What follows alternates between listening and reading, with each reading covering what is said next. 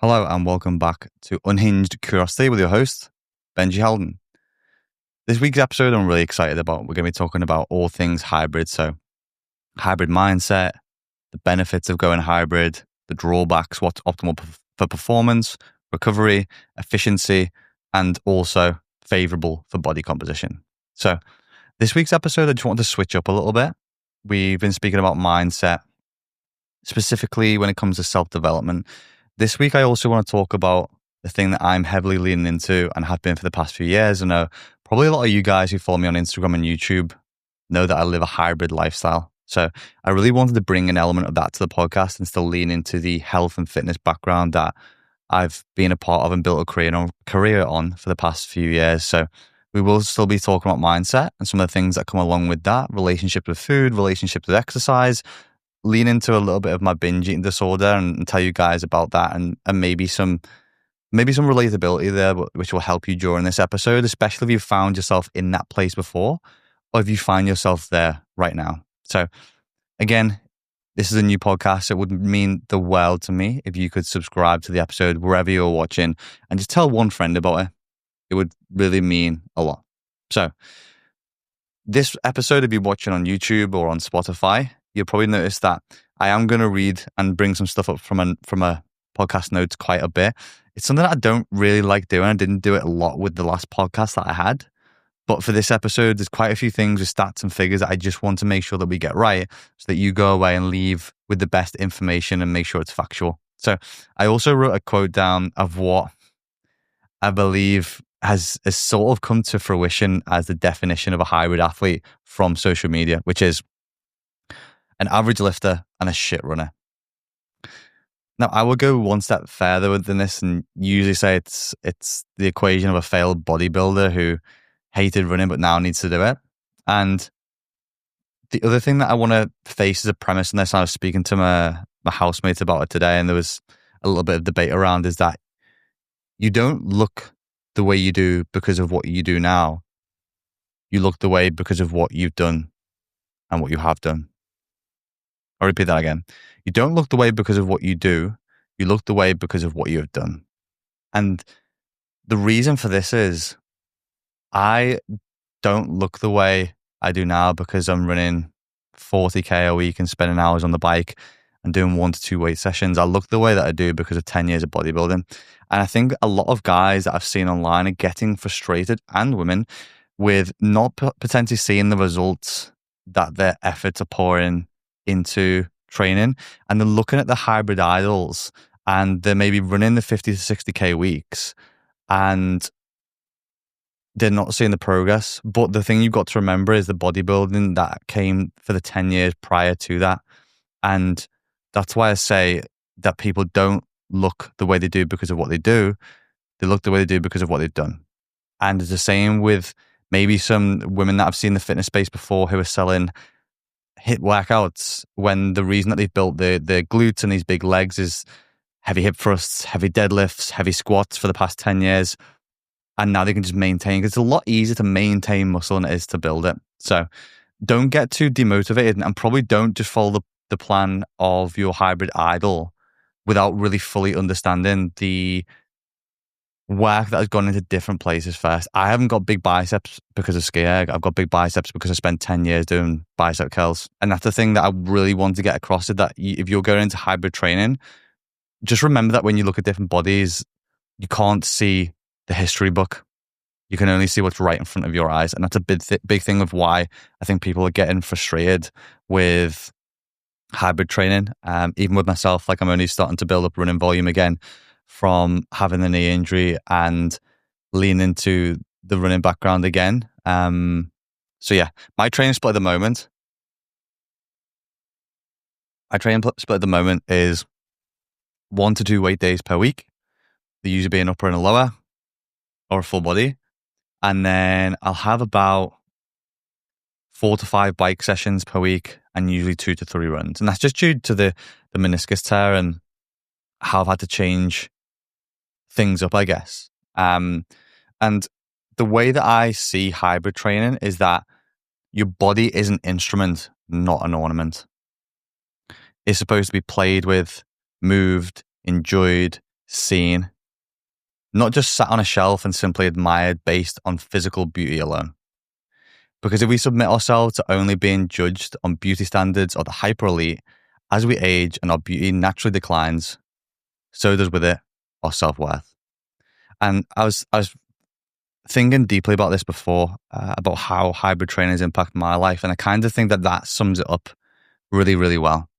And it's always been something that I've lent into is the saying that our body is an instrument, not an ornament. I think if you start to view your body that way, it really takes away some of the pressures that we put upon ourselves from beauty standards and Instagram. Because one of the things that we've got to think about is whenever you're looking at Instagram at bodies, they're the hyper elite. They're the best of the best. They're the top 1%. And that's who you're comparing yourself to all of the time.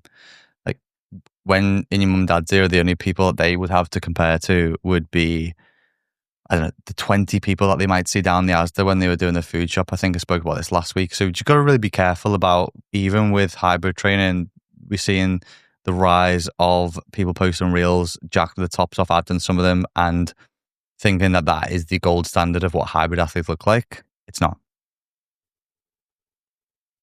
And there's plenty of people who have, quote unquote dad bods who would run rings around me in marathons or Hyrox races. It's just that I might look a little bit more jacked. So just something to be mindful of. And I guess this kind of leads in nicely to a subsection of what I want to speak about with relationships with food, relationships with our bodies, and how hybrid training and the hybrid mindset has really helped me to unlock a new chapter of the way that I view my body, the way that I value myself, the way that I see food, and the way that I see exercise. And I just really wanted to start off by speaking about some of the stats that surround eating disorders. Now, it's one of the highest mortality rates of, I think it's any mental health disorder, and there are over 70 million people suffering with an eating disorder worldwide, which is just a crazy number of people. And there's obviously reasons why this has risen over years. I would hesitate, I guess, to say that there's a big correlation with the uptake of use of social media and that stat. Now, females are more likely than guys to develop these, and it's the third most chronic illness. In 2020, there has been a 66% increase in eating disorders and hospital admissions. So that goes to speak volumes. I don't think we've truly probably seen the real implications and impact of that era. And it'll probably take 10 years for it to really flow through and to see that data.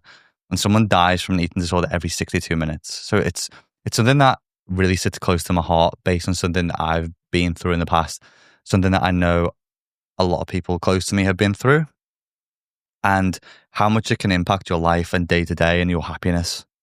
So I think dieting and the fitness industry has a big responsibility and a big role with this, the way that it impacts people's lives, and also how it can positively impact people's relationships with food. So the National Eating Disorder Association reports that 35% of normal dieters, quote unquote normal dieters, progress into pathological dieting, and that 20 to 25% of those individuals develop eating disorders.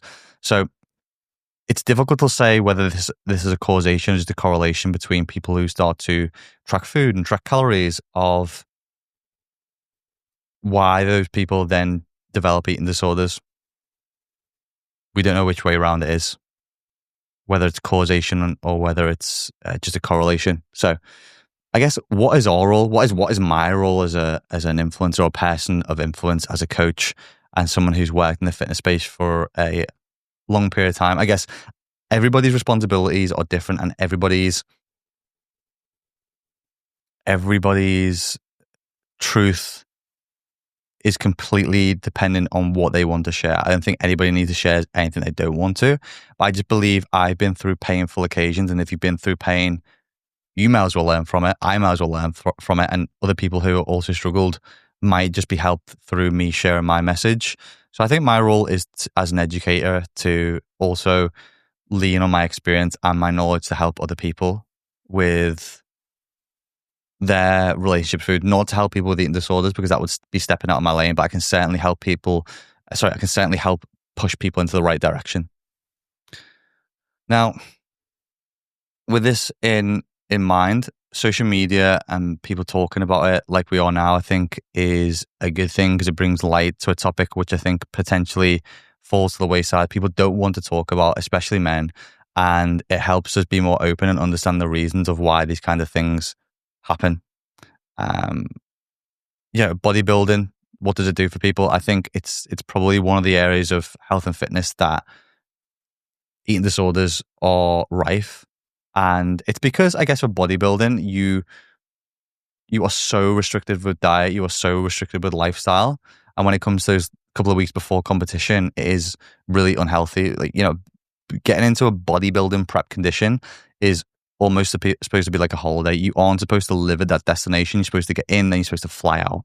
But a lot of people get caught up with the physique that they then develop, and that's their identity. They get the clicks, the likes, the validation, and they step on stage and they find it really difficult to reverse die out of it. So a lot of people either try and maintain that condition, or people do the old, I've got a basket full of 10 cookies, cakes, cereal, and then they go overboard with it and then are severely depressed. So I think bodybuilding is an environment where eating disorders definitely thrive. And you've got to be really careful and work with specific people who really understand and help you out of a bodybuilding prep to make sure that you do it in the best way possible. Because I think this is going to be controversial, but I think a lot of bodybuilders, a lot of people who have really, really lean abs are just trained anorexics. And I don't say that lightly, and it's unfortunate. And I think it's something that needs to be looked at more closely, because it skews what we deem as healthy. Because often at those points and places that we see posted on Instagram as the best physiques is a time where these individuals are the least healthy and performing at their worst. And I think in some cases we actually encourage it subconsciously. And we participate in that, whether we're just trying to support or not. It's I think it's a difficult, vicious circle that goes on. I think it's definitely one that I fell into, is that space. I got caught up in comparison, looking at other people, looking at other guys, looking at abs, just continuously being peppered in front of my eyes. It's something that you would never see. Dating back 2 years ago when we lived in tribes, going way back, the only people you would see were maybe the 20 people, 30 people in your tribe. You wouldn't have access to thousands of bodies being blasted in front of your face every single day by an algorithm. And I think our brains just can't comprehend that, which is why I ended up with an eating disorder, which I guess kind of started with undereating, then overeating, binge eating cycles, and then that developed into something which is known as NES. I've spoken about this before. I think a lot of people just think it's a bit weird. I think it is quite rare. And it stands for nighttime eating syndrome, where I would basically almost be sleepwalking. It sounds crazy when I tell a story, and it's not a laughing matter, but I have to laugh a little bit, or otherwise I'll cry. Basically, I would be in a zombie mode. I would go up the stairs, sleepwalking, and I would go and eat in cupboards. And it'd be really strange things like eating a Twix with hummus. And I'd only really notice or recognize the fact what happened the next day when I'd noticed that there's just crap all over the countertops and crumbs on the floor. And sometimes it'd be so severe because I wouldn't chew properly, it'd make my throat bleed and be really sore. And this put me in a really bad space, especially if you're looking to diet and stay lean, is that I'd consume anywhere up to 1,000 calories potentially in that period. So then the next day, decrease calories even further and be more hungry, and the cycle would then just continue. And I had to work with a psychologist, a therapist, and go through CBT, cognitive behavioral therapy, for 6 months to try and understand why this was happening. And it generally came up through great times of stress, hence why it started in the C word era, and why even now potentially it still has its moments that it rears its ugly head during my life. When I get really stressed periods, still it can sometimes happen. And I think this is the thing that people need to realize with eating disorders, is that if you've made real good progress, just because something happens again and maybe you relapse or you have a binge, whatever it is, doesn't mean that you're a failure. It's not black or white. It's not an on or off switch. it's a cycle that can happen and reoccur when you go through stressful periods. So just remember that. And if it's happening on average less and less per month, then that's a win. It's not a case of every time it starts again, you've got to start counting the days like you're going through a sober project. It's based on averages. So just something to be really, really mindful of. And for me, it was a really dark period, and a period of where I actually contemplated taking my own life. It got that bad. And I don't say that lightly, and I want to share it with you guys just so that you understand the severity that people with eating disorders sometimes go through, even the people that you're not aware of, even the people who are coach. It made me feel like a failure because I was a coach trying to educate people, help people with nutrition and training, and yet I was going through this thing behind closed doors, which is why I want to share it, because you can be looking at these people on social media and thinking one thing, but you don't really know what is going on in that individual's life because you only see 1% of it. Now, the reason that I tell you this with inside this episode, diving into hybrid lifestyle and hybrid mindset, is because I want to tell you really what my experience with hybrid lifestyle and how it helped me through that period, because it really does, when you lean into being more hybrid, it takes the emphasis off using training to burn food, and it switches it to using food to fuel training. So you flip a switch on the way that you then see food as a source. And I think it really develops people's relationship with food, because you're looking at it in a completely different light, and you look at training in a completely different light. It's used as a tool to better yourself rather than a tool just to burn off food and calories. And I think that when you have new goals, you end up taking the blinkers off, being so focused on your body composition and images and the weight that's on the scale, and life just feels better. I'm not saying that you can't track these kind of metrics and data, but just adding in a performance goal, if you're listening to this, it doesn't matter, what that might be, but it really does just help you get a dopamine hit. So say, for example, you have a week where you don't drop weight, and that's what the sole goal is, but you hit a new PB in your deadlift or your bench press or your 5K, you get that dopamine hit and you feel good because you've got different metrics to assess your health and fitness journey with. And that's what really helped me with it. It helped me take the sole focus off away from just looking at my abs and looking at other people and basing my self-worth on just what I looked like, and started to base the way that I feel and the way that I felt on my own journey. And I guess the way that I approach fitness now with my own journey and with clients is that I view hybrid training as this like 3 circles that all overlap into this central position. So when we're working on goals, or when I work on goals with clients, we look at what are the performance, aesthetic, and health. Aesthetic obviously being body composition focused, the performance being personal bests, running, lifting, bike, whatever it may be, and health maybe more so overall wellness, digestion, skin, mental well-being, all these things. And we want to try and position ourselves somewhere in the middle of those 3, because it really does leave us in a sweet spot of health and looking, feeling good and moving well. And I guess this time as well, the big thing that comes from the hybrid lifestyle and being a quote unquote hybrid athlete is the identity of it. And you'll get there, but it's I think it's a difficult place with the rise of the hybrid athlete and what you classed as or what you're not classed as. You don't need to essentially pigeonhole yourself, because if you don't run or don't do anything like that at the moment, you might go out for a run tomorrow, but you don't really classify yourself as a hybrid athlete. When are you going to change that mindset? Because there is a point in everybody's journey where you go, oh, do you know what? Whoever it is, even if your mum, I'm just going for a run. At what point do you say, I'm not just going for a run? You say, I'm a runner. I'm a runner. That's a day where your identity changes and you wear that badge with pride. And you can apply that to yourself whenever you want. There's no metric that anybody else can force upon you to say when you feel like you're a hybrid athlete. I had this conversation a long time ago, and I think my views changed on it. And people may say, even from listening to my old podcast to listen to this one, that some of our views have changed. I think you would be stupid to criticize somebody who changes their opinion, because it is a indication of somebody who is intelligent, because they're willing to learn, they're willing to accept mistakes, and they're willing to acknowledge change in thought process and evolve and mature. So there'll probably be some things in here which will conflict things that I've maybe even said in the past. I've said in a position or a time in which I believe something different. So hopefully you'll take on this journey with me of where I'm learning more about myself. And just moving into this takes us nicely to the nutrition of a hybrid athlete.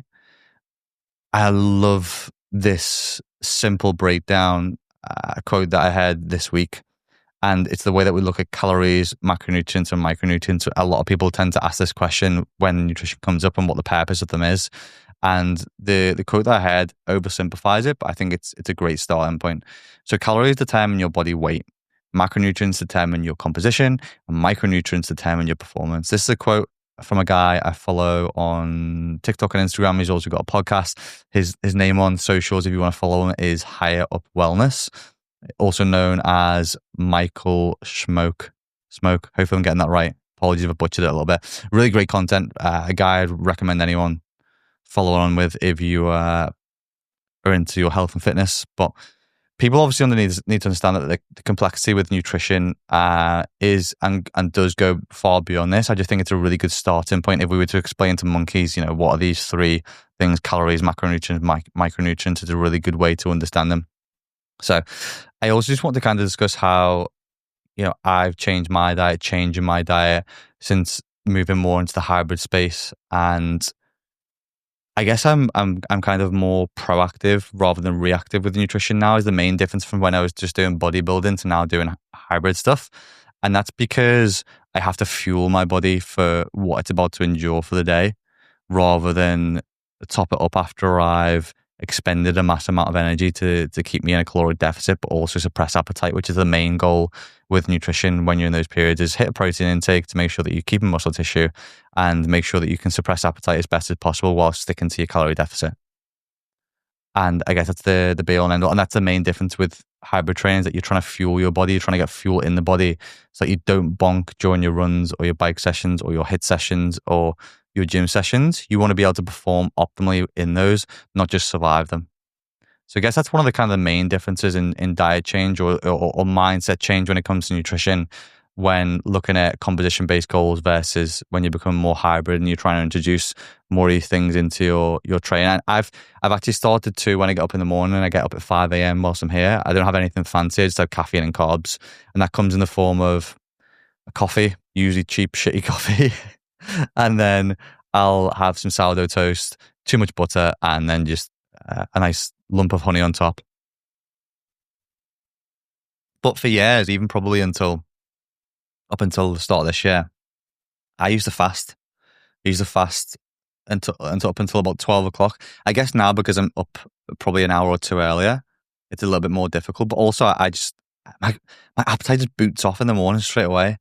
And it feels good to get something in. So rather than me trying to chase my tail and let my appetite rise and rise and rise and rise, I feel now by having something to eat a little bit earlier, it suppresses it for a longer period of time. So then I'll have that train, and then I'll have that work, do training, come back, and then I'll have something else to eat again at like 9:30, 10 o'clock post-workout. I've actually switched back to any of those OG listeners to the goat bowl, which is the oat bowl, which is just, it's a process in itself. It takes a long time, and I thoroughly enjoy it every single day. I guess I enjoy it and value it more because it does take so long to make. And then midday, I'm pretty flexible. I got caught up in sometimes just prepping meals. But now that I'm at home, I can go out and have some dinner when I'm working on my laptop. I like to keep it more flexible so that I can see people, meet people, have some time to be social around things as well. So yeah, that's been nice.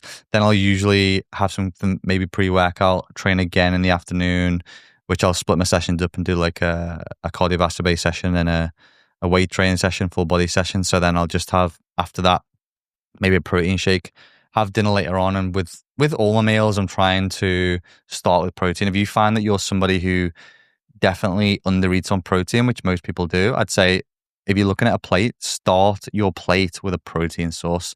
A chicken breast or piece of steak or fish, whatever it may be. Don't start with a baked potato or piece of toast, then build your meal around that. That'll be why your protein's low, because you're not really taking into account what protein source and how much of it you're getting in your meal. So that's what I always do, especially with dinner. And then I'll just have a pre-bed pre-bed snack, which will usually just be like a Magnum or some kind of ice cream, because if I don't sleep if I don't eat, essentially. So I don't try and go to bed hungry. I have something that I enjoy. So I guess why is nutrition different for hybrid athletes? And this is probably where I'll just pull some of my notes that I made throughout this podcast, because it's basically calories versus quality of food. You can't fuel for big sessions and events on clean foods, because calories are king. Like, I even took this away from when Hunter was staying with me in Oz in February, and in the morning he would just bang a black coffee in and just take a mouthful of honey, and then even through the day he'd eat Mars bars, chocolate bars, honey, more honey, sometimes sweets. Obviously, get good dense foods in there, but the surrounding stuff would just be to fuel the sessions, because he was working hard. The intensity was high. It'd be too much of an energy input to try and eat clean, quote unquote, clean foods. So sometimes getting those in, the only thing you've got to be mindful of with that is just how digestion feels of certain food groups. And the only way that you know that is via testing. But even when you look at elite athletes like Hunter McIntyre, who's the world record holder for Hyrox, he's having these kind of foods and putting fuel in the system, not just food. Looking at, the micronutrient, macronutrient. He's looking at his calories as king and trying to get energy. And this is what I'm going to have to do. I've got a big 150k bike ride on Saturday this weekend, and it's something that I'm going to have to be mindful of. And I guess the reason for that is because this will be my biggest ride that I've done, biggest bike ride so far. And my coach that I'm working with at the moment, who's an Ironman coach, an Ironman athlete, because we were prepping for a marathon out here in Sydney and Melbourne, which I've had to pull out from. Now we're going to lead into a bike race at some point. I've not done a bike ride this far, so what we're looking at is to try and get around 80 grams of carbs per hour for this type of ride, just based on my body weight and my output and what it'll be over the 7 hours of riding probably. And that's just to fuel the body and test. And it's probably going to be quite stressful on my digestive system. But if I want to feel good the next day as well, and not feel glycogen depleted, these are the kind of things that I need to do, and just try and find different fuels that are going to work. So before we move on to carbs, like I've been speaking about, protein is still essential when we're looking at maximizing muscle growth and repair, because as a hybrid athlete, we still want to look good. And what I say is that we aim for 1 to 1.7 grams of protein per kilo of body weight daily, and this equates to about 0.5 to 0.8 grams per pound. Probably you can push it up a little bit higher than that, but when we look at lean body masses, which is what we should be looking at, it probably sits around, well, so I'd say more of a solid rule of thumb, maybe 1 gram of protein per pound of body weight. But just try and choose good, high quality source of protein, lean meats, fish, poultry, dairy, beans, protein powders if you need to. Just easy ways of getting it in to maximize muscle and protein synthesis. It's also important that you do distribute these through the meals through the day, and don't just get it in at the end of the day. I just like to try and aim for about 20 to 30 grams per meal. I find it helps just to spread things out. It's better for my digestion when I'm running through the day with protein. So that'd be my kind of thing that I stick to most of the time through the year, despite what my goals are. I always don't usually set carbohydrate and fat targets unless I'm doing something really specific, like an event or a big ride at the weekend. But my protein intake and my calories, I do track every now and again.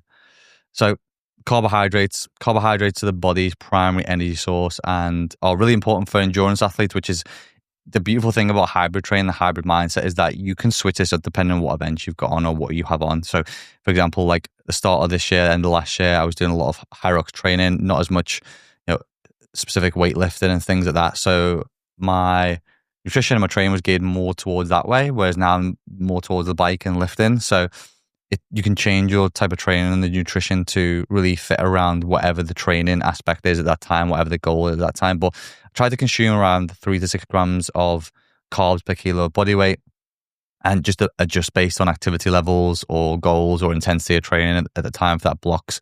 And then focus on complex carbs such as whole grains, vegetables, fruits for sustained energy. So you get a good energy flow, as well as what we were talking about before with the carbohydrates, the simple sugars. So the carbohydrates play a vital role for a hybrid athlete's nutrition plan. As I said, it's the body's primary energy source. So it's important that we get that intake up for performance. And that's why I was talking about before, the simple simple carbohydrates and the sugars are important to supplement those good complex carbohydrates as well. So we get that sustained energy and we get that quick energy when we need it as well. So often you're going to have to test these on the digestion and see how they feel, because there's going to be some things that don't sit right with you. I know there's definitely some gels and things that I've taken before that haven't quite sat right. So I'll be testing this at the weekend, just seeing how it sits on the stomach. I'll probably be sitting on the toilet for a long time that evening and the next day in some amount of discomfort, both for my digestive system and my poor legs. But I'm really looking forward to it. I think just moving on from this as well is that fats are still important. I obviously I changed my diet a bit. I did carnivore for like a year or two when I had gut inflammation, I had IBS, and it really did work for anybody who hasn't trialed around with it. Having high fats, low carbs, doing a bit of FODMAP actually really helped me to bring down the symptoms of IBS, because I was just feeling sick all the time, and yeah, it just didn't feel great. I couldn't train properly. Energy was off. So while carbohydrates are a primary energy source for those high intensity activities, fats do provide a more sustained energy source for low to moderate intensity. So you may find it a bit difficult if you do go high fat just to maintain those, like the Hyrox style training, the high intensity Hyrox sessions. But there is a point where there are some athletes now who do go keto and then go into ketosis, and they run their bodies off fats, and it's a primary energy source and it works well. I guess that's the kind of position that I got to with it. I did enjoy it at the time, but I think efficiency and what is optimal will be to have a higher carbohydrate source. But this is just in case you do have those gut issues. I'm not trying to teach you or tell you that's something you should try, but it's something that just worked for me, which I wanted to tell you about. So fats also play a key role in the absorption of the vitamins like A, D, E, K, which are crucial for bone health. They help with immune function and antioxidant protection. So this is the other thing, when you're doing hybrid training, it's a lot more stressful and taxing on the central nervous system and the immune system. So making sure that we do get a good source of fats in there as well, and we all keep it on top of fats, aiming to consume maybe 0.5 to 1 gram of fat per kilogram of body weight daily is a good sort of place to start, just because it's going to be good for our health. And when we're looking at those three things I was talking about before with performance, aesthetics, and health, fat is going to be one of those things that really helps with that, to get an adequate fat intake in. So I think it's just an important thing to touch on. Hopefully that I didn't want to go too into depth with nutrition. Hopefully that gives you a bit of an insight into what I'm doing, the basics of nutrition as a hybrid trainer, coach, athlete, and how you can maybe switch a few things up to make sure that you're getting the best in terms of numbers from your carbs, fats, and protein, because food is a big thing, as I said, as a hybrid athlete, and the mindset around food I think is important as well. It's something that I think if you lean into that, it will really help your relationship with it as well. But there is a lot of conflict between goals, I think, for performance and composition, and I guess finding the sweet spot of what that is can be difficult. And it's something that you have to kind of feel your way through the dark with. You have to try and find the light. You get that stick out and you poke around a little bit. And I guess what often happens is that we evolve from bodybuilding and lifting based goals solely based on compositional changes, images, weight, and then geared towards what our output of energy is and the caloric deficit, focusing on things like low fatigability and under eating. And then we switch to performance-based goals where we need big output. We need we don't need, but exercise is often higher fatigability on the body, and we need to eat to fuel. So if we see the difference here, how much of a contrast there is in those two, one is focused, like I said before, on using exercise to burn off calories, and the other one opposite. So when taken to any extreme, we can drive poor relationships with food. I'm not just saying it happens in the bodybuilding space. It happens definitely with athletes who are really against trying to optimize the power to weight ratio. So even at the moment for me, my goal I'm doing a mini cut, like a mini 5-week cut. Obviously, I want to look good. I've got a shoot coming up with my new sponsor. If you guys haven't seen yet, I've signed with ESN, which I'm really, really happy about, really grateful for to be part of the team. I'm doing a big campaign with them in the UK in August. If we want to try some of the products, I've been using a lot of their electrolytes and gels for training at the moment. They're a great product, performance-based product. And the big thing that I've switched to is stopped using creatine powder because I was having digestive issues with it. And I've switched to the pill form, and it has been night and day difference. So I'll leave the link below so you can shop some ESN products. I'll leave my code there, which is Benji, if you want to grab some discount. But the ESN products have been brilliant, and really, really, really enjoyed using them. And have helped with to supplement the training that I've been doing at the moment, which, like I was mentioning then, the big goal for me in dropping that weight is I really want to increase my watts per kilo on the bike. So I'm not the best cyclist at the moment, but I think my watts per kilo, last time I tested them, were 3.2. It'd probably be a little bit higher than that because I didn't test them in cleats, so I was just in trainers. So sorry if I'm speaking absolute jargon to people, but it's basically how many watts I can put down per kilo of body weight. So if I reduce my body weight, I still increase performance, then my watts per kilo will increase, which is what I want, basically, is when I'm on the bike. So yeah, hopefully that helps a little bit. And I guess what comes into fueling for the session that I'm doing on the weekend is carbohydrate timing and intake. It's something that I've not experimented with too much before, but it should be based on our training schedule and incorporating carbs, pre and post training, making sure I get that right. Consuming the right meals and the right times to make sure that I get the primary energy source for the high intensity activities that I'm doing. I've never been big on meal timings. Like I said before, I was fasted for a long time. And if you've been the same, then this is something that will probably have to change if you're going to lean into hybrid training. We can't go big period of times with no food because we need to keep our body primed and ready to go. Because even with a pre-workout, the main goal of that is to provide a balance of macronutrients to deliver sustained energy over the session, whether it be bike, run, or lift. And we need to choose something which is, I guess, easily digestible and low GI and gives a steady release of good energy. So something that we need to think about, and something that I didn't really have to think about, even with intra workout, now that I'm going to do on the bike as well.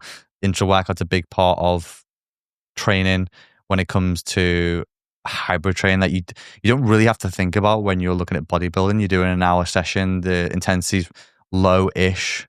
You're just lifting weights from A to B. Probably maybe gets intense as a chest press. So I don't believe you really need intra-workout fuel if you're doing bodybuilding. I never did for years. A lot of top bodybuilders don't and didn't. So I think it's more so around what you do post-workout nutrition from when you're bodybuilding, which is also important as a hybrid athlete because you need to be replenishing the glycogen stores. You probably just completely annihilated during that session. Consuming carbs anywhere from 30 minutes to 2 hours after your workout is going to help with the glycogen synthesis and promote a faster recovery, which you're speaking about before. Which you don't really need to look at the anabolic window. I'm sure that's been sort of dispelled as a bit of a myth, the anabolic window, but get something in when you can. Now, the other thing that I really want to speak about is the evolution of hybrid training and how that's changed, I guess, over the past 20 years or so. Evolution of hybrid training. I'm sure you probably see on Instagram more and more and more of it pushes more hybrid athletes becoming more and more popular. There's some people who even get pissed off with it and just say, hybrid training is just strength and conditioning training that's been around for years. I think we really probably started to see changes with the way that people were training. When people like Robert Bannister came around and was breaking records in the mile, and then we started to see a switch. I've created a bit of a time scale for this when we saw the old school era, which is sort of pre-2010. It was either you're a bit of a cardio bunny or you're a gym bro, and they were the two categories. There wasn't much synergy or crossover between the two, and the old, I guess, ethos was that runners is you were skinny, and if you're lifting you were bulky. Most people thought you couldn't really do both at the same time. And this is where the big rise in functional fitness came, was around 2010. And CrossFit really smashed the door open for that. So hats off to CrossFit, whatever people's views are on it now, because people realized you could lift heavy and be fit at the same time. And before that, people didn't think you could, because it was, I did a year of CrossFit and it didn't suit me. I got injured from doing it. I think it was at a time where it was maybe a bit chaotic and I was injury prone, and sometimes it wasn't always tailored to individuals' needs. But CrossFit did definitely punch a big hole in the hybrid space and really showing people what the body could do and what bigger athletes could do in terms of their, you know, aerobic output, and combining different forms of exercise and methodologies and showing what a hybrid individual could do. But I guess the real birth of hybrid training 1.0 was sort of the 2016 period, and that the term hybrid athlete really kind of came to dominance and became really popular in the fitness space. Lifters started doing endurance sports like triathlon and marathons, and runners started hitting weights more. And I guess you probably started seeing more of these bigger guys doing these endurance events and leaning into that and trying that and seeing what the body could do. And lifters started to really leaning into, I guess, the running element of things. There's just not a lot of information. There's probably a lot of information, but not as easily accessible. Now we have YouTubers and Instagram coaches and athletes who are teaching people how to be strong and fit. But a lot of it sometimes is extreme, like with ultras and Ironmans and powerlifting. I think you don't have to be that extreme if you want to leave into hybrid athlete or hybrid training. You can simply go for a run and lift. Can be a 5K and a 50-minute workout. Doesn't have to be that deep. You don't have to meet a criteria of running 50 kilometers to be classed as a hybrid athlete. And just creating impossible barriers for yourself just because you see other people doing it. And I guess now the modern hybrid definition, or athlete 2.0 as I would say it, is that it's way more structured, it's way more polished, it's more sustainable, it's probably more lifestyle friendly, which is a lot of the hybrid athletes that you may see online now. It's also focused on body composition, performance, and longevity, kind of what we were talking about before, not just the extremes. So people are, I guess, the way you would look at it is kind of becoming more the jack of all trades, master of none. But it just means, for me, that just means ready for anything. Before my injury, like to kind of be 70-80% ready for anything. So could, go and do a lifting session with the bros, could go and throw down a half marathon or a marathon.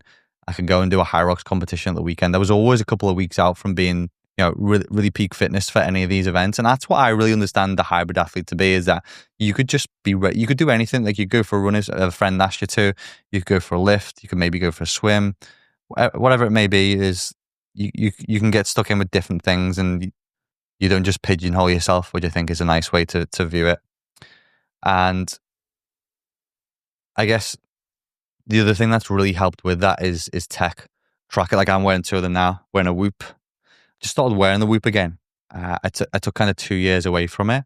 It was kind of in a period of where, sorry to get sidetracked, I think we get an abundance of information. And if you're tracking data that has no relevance to your goals, it's pointless having, and I didn't at the time. Now I'm kind of doing what I'm doing now with the big bike rides, and my sleep as I've got older has not been great. It's something that I want to track the data a bit more with and see how I can optimize my sleep and my recovery. So, and now working with Whoop, again, they don't endorse this podcast, but what they've given me is a code and a link. If you want to try Whoop for free for a month, you'll actually get a free month and a free Whoop device if you use the link that I'll drop below in the description of this podcast. If you've got any questions, let me know. But it means that with these tech and these devices, we get more data-driven coaching, and we get to live that athlete life and mindset, which is more exposed, because we can literally do events or do training or do sims and pull back data that we didn't have before. At the same time, though, I think these kind of devices, such as a Garmin and a Whoop, they're a governance to what you're doing. They're not sorry, I'll say that again. I think what these devices are, the Whoop and the Garmin's or the Apple Watch, they're supposed to be a guidance, not a governance of what you're doing. So they should help guide you with training and guide you with data and what you're doing. They shouldn't govern your life. They shouldn't be a restriction. They shouldn't make you feel worse with tracking and knowing things. It should be a help. And I think if ever you're getting to that place with these kind of devices, take them off. Whenever something becomes a hindrance and not a help, get rid of it, because it's only going to make things worse and compound over time. So Hopefully that helps a little bit with what the timeline, I guess, of or the evolution of hybrid training is really briefly, and how I've kind of seen that happen and develop over the past year, especially if the being in the fitness industry for what maybe the last now 15 years. I've seen it kind of come to rise. I think it's really peaking at the moment. I'm in Australia at the moment. I'd say the fitness space is maybe 18 to 24 months behind the UK. So it's really coming to dominance here. And so is Hyrox as well. So yeah, you don't need to pick a side anymore. You can do it all. And I think it's a nice thing about it. And with this, I think you've probably seen even on social media that the mindset change with people who go to the gym. A lot more people are getting garage gyms or doing things at home because the amount of kit you actually need to do hybrid training is a lot less than if you're going in doing bodybuilding where you need loads of cables and machines. You just need maybe a barbell and a pull-up bar. And the only thing I would say with all of this, and probably one of the biggest mistakes I see people make with their mindset and the way that they approach hybrid training, is that what a lot of people will do who come from maybe just a running background or a lifting or bodybuilding background is that they'll take 100% of a lifting program and 100% of a running program. They'll put them both together and we get 200%, which, do the math, it doesn't work. You can't have 200% training volume in a week. You're just going to burn out. That's the thing that I think a lot of people do, is the two biggest issues with hybrid training is burnout and injuries. And you need to be really careful with what you're doing, not just combining two programs. It needs to be hybrid specific, which is why when I'm creating programs for my clients on a one-to-one basis, they are based around their lifestyle, they're based around their training age, their history of training, what they've currently been doing and what their goals are and where we need to scale to, in a manner where the volume comes up as a percentage of what they've been doing already, so that we don't move too fast. That's where I think people are getting things wrong when it comes to percentage and how much volume they're doing. Because I guess what then follows that timeline of what we've just been speaking about, and what comes to the peak and pinnacle of that, is Hyrox. Hyrox has been around for longer than people think. I think it's probably been around since, is it maybe 2018? But people have only really started to know about it in the past 2 years, because we've seen the rise of some, popular fitness influencers doing it, which I think is great, because it takes a lot of training that people were maybe doing anyway. If you're doing Hyrox training, you can do a lot of easy runs, which 80% of your runs should be anyway. Then you get to do a couple of HIIT sessions per week. The rise of HIIT became really popular because, like I said, with training volume, people were maybe doing an hour lifting session, doing an hour run, and just like, where are these hours in the day going to fit into someone's day who works 9 to 5? It just wasn't possible. So that's where I guess the rise of CrossFit and HIIT sessions really came to become popular, is because you could do both those things in one session and only take an hour. So just think about your training volume and how you're splitting it up. And if you do want to try Hyrox, if you've not done it already, I think it's a great thing, which is a step on from CrossFit, which the life of somebody who does hybrid training, I think it makes people feel like an athlete. However, it doesn't require the skill of an athlete, because Hyrox, there's not really many components, although I don't think there's any components of Hyrox which require you to be skillful like it does with CrossFit. There's gymnastics and barbell complexes and Olympic lifting, which is a skill. Running's a skill, but you don't have to be skillful to do the sport of Hyrox. You just think why it makes people feel like an athlete and why they can compete in it and get better at it fairly quickly, because it doesn't require any acquisition of skill or getting better with that skill. You just got to focus on strength and performance and your running. And prioritize your schedule, because like we've just been speaking about, and this is a big thing that I wanted to touch on in today's podcast with burnout, is burnout from Hyrox. I've been speaking to my housemates and people on the Gold Coast about feeling burnout from Hyrox. I've seen so many people talk about, I'm so glad that competition's finished. I'm so glad this weekend's finished. Because people, right, if you want to get better at Hyrox, stop doing Hyrox. That might sound a bit crazy, but let's look at a Premier League football player. Premier League football player plays a game of 11-side on the weekend. Do you think Monday to Friday they would just go into training and doing 11-side games day after day after day? Of course they're not. They're going in, they're doing drills, they're doing strength training, they're doing their aerobic fitness, they're doing sprints, they're doing mobility work, they're doing recovery. All these things needed to be taken into account. And I'm not even just talking about you just doing a Hyrox every weekend. I'm not even just talking about you doing sims regularly. I'm talking about you doing sessions through the week, which are just training the Hyrox movements. You need to stop. You need to get more specific with your schedule. You need to be practicing other elements, and you need to be making sure it's enjoyable as well. But most of all, you need to be going through training blocks and using periodization when it comes to your training so that you're not burning out. There should be some points within your season, especially if it's an off season, where you're pulling back the amount of volume from Hyrox workouts and you're focusing now more on your weak points, which for most people it's probably running, because again, at the end of the day, it's a running event where you're focusing on running and you're focusing on strength as an overall blanket, not so much a specific movements that are in Hyrox. You still run them through the week, but we don't want to burn out from it. We don't want to get bored of it. Hyrox is a high intensity event and it pushes people's central nervous system, immune system, and their mental capacity to the limits when you're running events all the time. I think the danger is that with the modern day athlete or the modern day influencer athlete is that, I think I said in the last episode, that these type of people are getting burnt out because they're competing and they're training year round at this intensity because they feel like they have to, because they're getting the likes and they're getting the engagement that comes with competing and this style of training. But they've then got to keep it up year round, not like a normal athlete who would use periodization within training to deload and then taper and then have blocks within training, which is higher intensity, lower intensity, where the volume changes, where the goal changes. We just developed this type of athlete because they become the mold of social media that now pushes and bends a needle from both ends year round, which is why I think we'll probably see more and more injuries and more people burn out.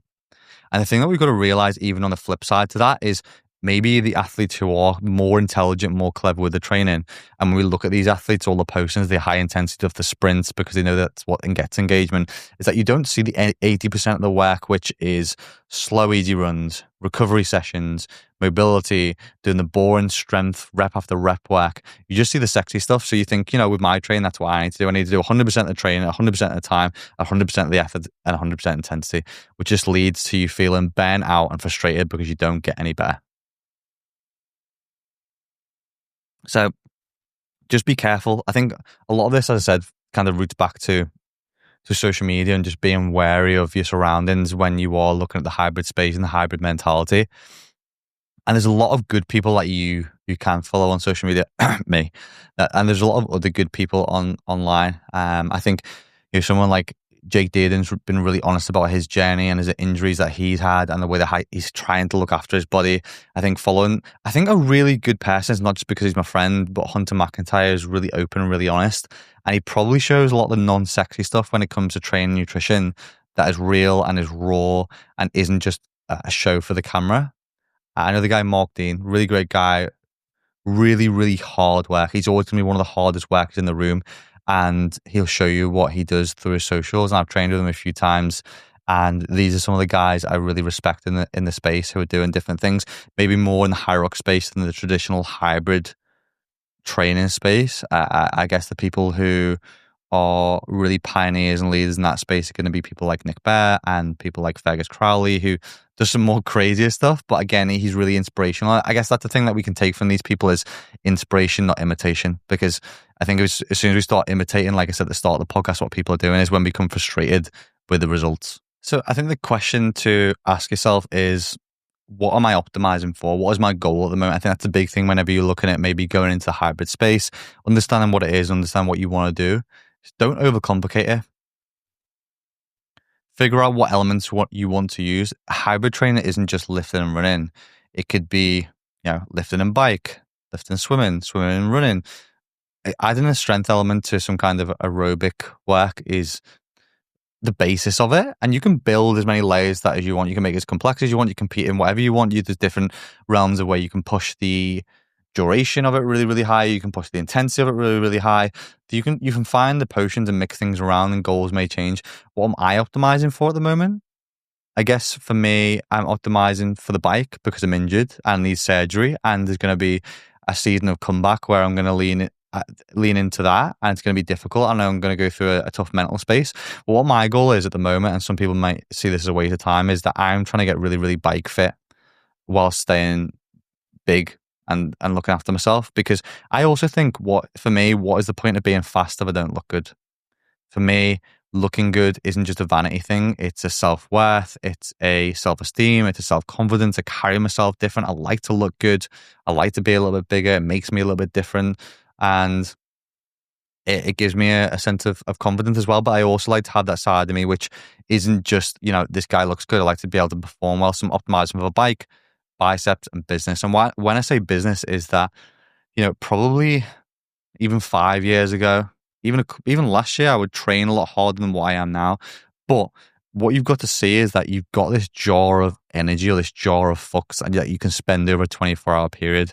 And if you're looking at this and you're a mum or a dad and you've got a family and you've got to think, I've got to apply some of my energy to family, I've got to apply some of my energy to work, I've got to apply some of my energy to training, then you've got to think that you're not a full-time athlete. You can't just go 100% at training, not to expect there's some repercussions and some knock-on effect. And I've even noticed this now as well, that I need some energy and the mental capacity to be able to deal with business and what I'm doing day to day and what I'm doing with the podcast, and be able to read and acknowledge things and create content and be function at a higher capacity, which if I'm just absolutely twatting myself into the ground every day with training, I don't have the energy to do. I'm not a full-time athlete. And this is one of the things I accepted probably a couple of months ago when I sat on the bike and I was listening to a podcast, and there was a time that I wanted to be as good as Hyrox as I could possibly be, and maybe even be a top athlete. Whether that was possible or not, I didn't care. I was going to apply myself to it. Whereas what I had to think about is, okay, this is what a top Hyrox athlete looks like. This is the lifestyle that you have to live to get to this goal. Do I want to live this life? I just remember sitting on the bike and thinking to myself, no, I don't. I don't want to live that lifestyle. So I'm not going to. So I'm going to remove that barrier to entry. I'm going to remove that pressure, because it wasn't the thing that I really wanted. This is where I've spoke about before in the podcast of thinking about what you want to want, not what society or other people tell you that you should want. And I got sucked into this vortex a little bit, maybe, of thinking this is what I wanted to want. And then my goals aligned with that. And then my lifestyle then dropped down aligned with that.